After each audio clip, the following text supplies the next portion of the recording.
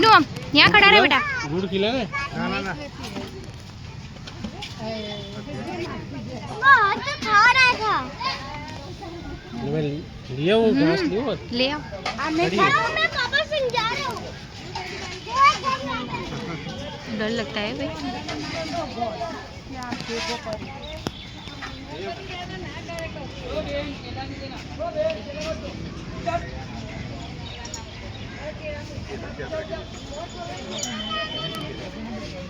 रथ यात्रा की तैयारियां चल रही है। जगन्नाथ मंदिर दर्शन करने आए हुए हैं।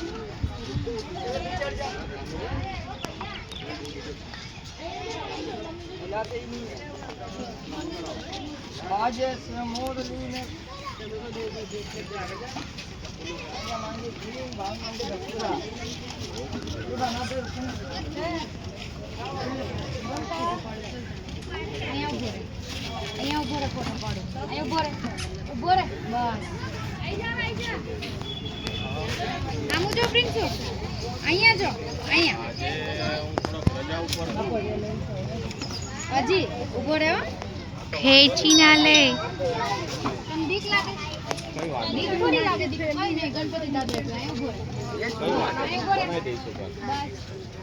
રહે